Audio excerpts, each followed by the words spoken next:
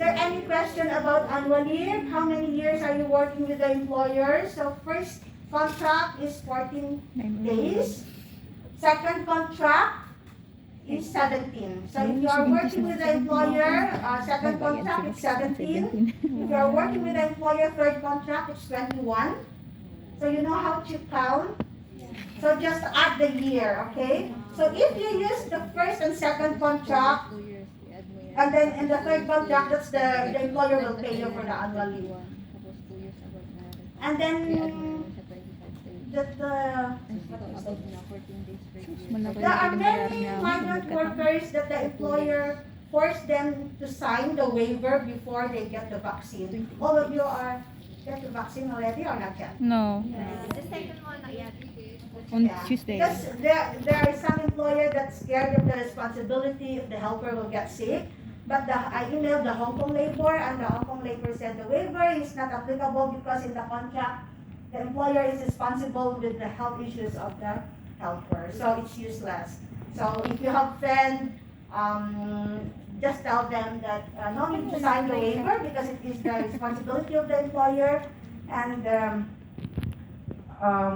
contact of the Hong Kong labor is here, so you can email also the Hong Kong labor if you want.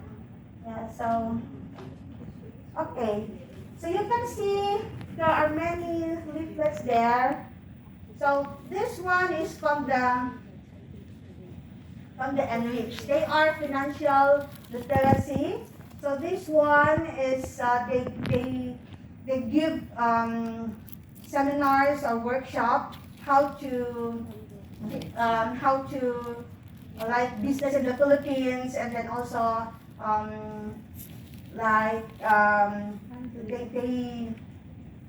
they also give outreach if you have a community.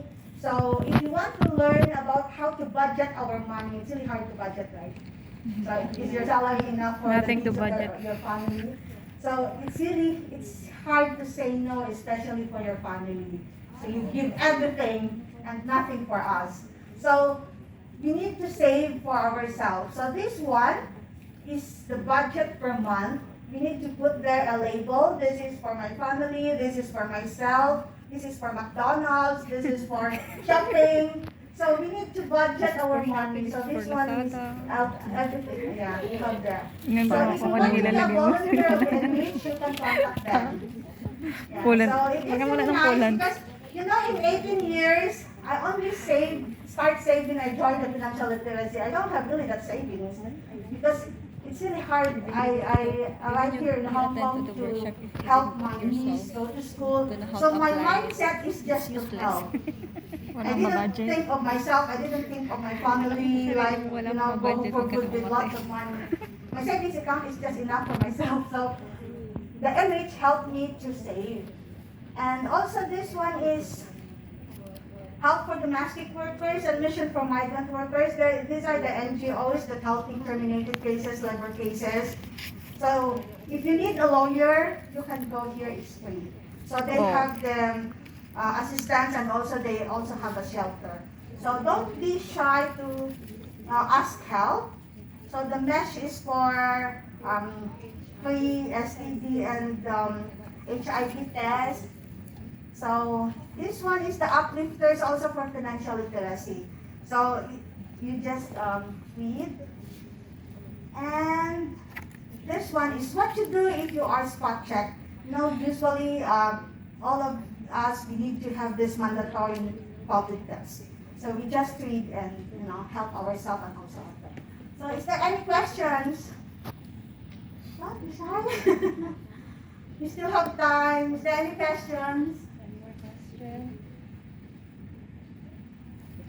So no questions?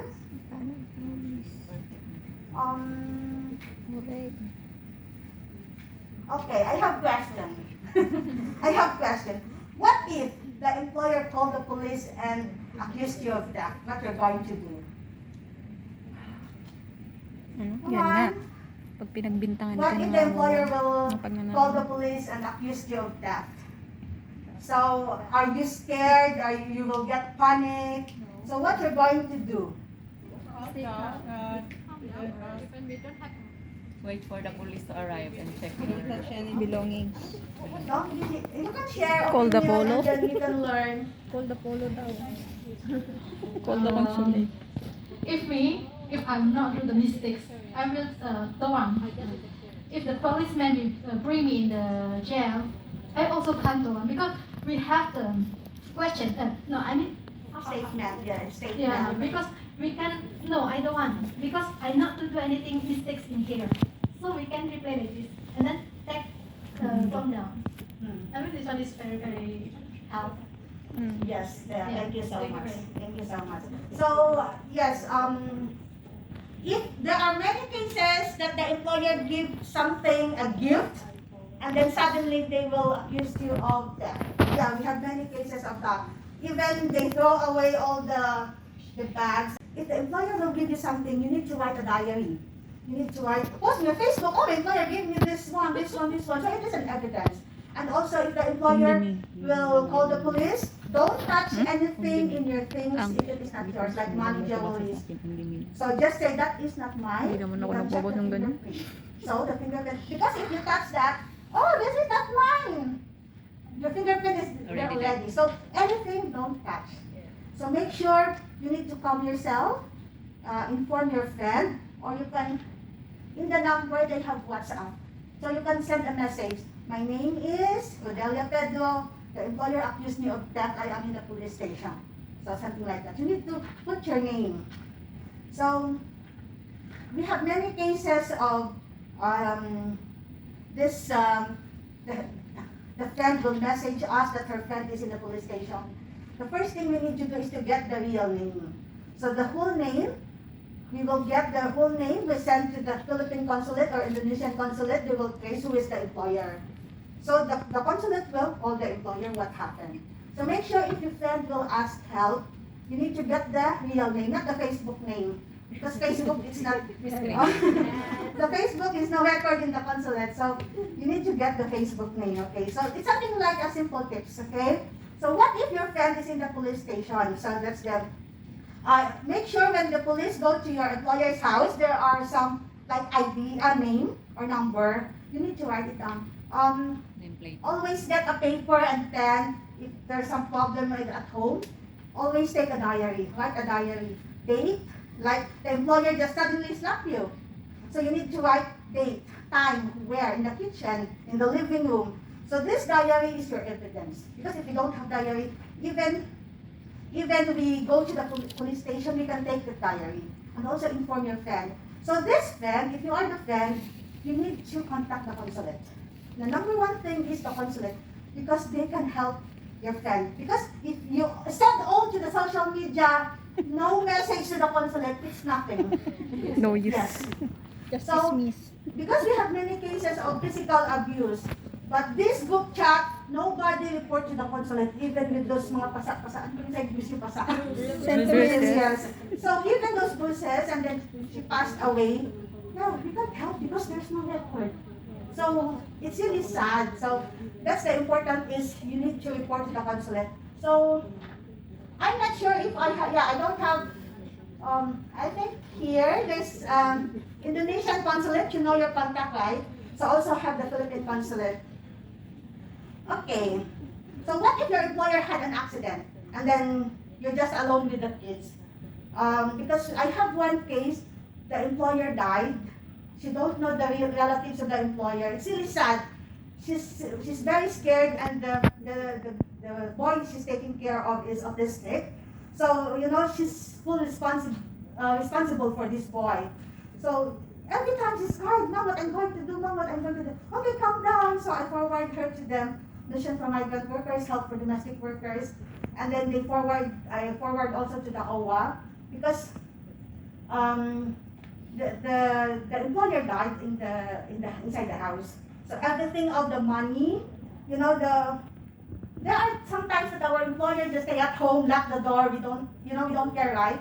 So yeah, she just half day she just looked like that, and then she saw many monies on the floor, so she just ignored maybe the employer counting money. But suddenly dinner time, the employer still didn't go out. So she go inside, she take the child, go inside the house, and then the employer is died already. So she called 999. She's very scared. What if they will accuse her? So it's really sad. It's really hard situation. But I told her, just don't touch. At least she called the police. We asked assistance to the OWA, to the Philippine consulate. As long as you ask assistance, somebody will help you. So the first thing we do is legal assistance, not social media. So social media is something, I really don't like social media. If your friend is in the hospital, you call Rafi Pulpo. How can a Philippine consulate help you if you don't ask help, right? Rafi Pulpo will not help us because we have consulate. Yes. So if our friend is in the hospital, get the number and then the full name, and then the consulate will help and contact us then. Okay, we still have time. So, what if your employer terminates you on the spot? Not really us or our friend. So if the employer will terminate on the spot, we need to ask for a termination letter. Because if we go down without the letter, the employer will say, you leave the house, not me. Because we don't have paper, right? So we need to ask for a termination letter signed by the employer and make sure you have a copy. So if it is on the spot, the employer will pay us 1 month payment in lieu of notice. This is the 1 month salary, unpaid salary, the days that we work, ticket, annual leave. So 3 months and above, we have annual leave. So we need to remind, and also we can help our friend. So annual leave and travel allowance. So because we are staying here in Hong Kong and look for the employer, the ticket we can ask for a cash, but we cannot demand because in the contract it is ticket. So usually the employer will only give $500. How can you buy a ticket in $500, right? So you can check in the social media, in the website, how much is the ticket, and then you can give the receipt to the employer, the copy to the Kasi employer. sila ngayon eh. So, Di ba meron pa yun? is there any questions?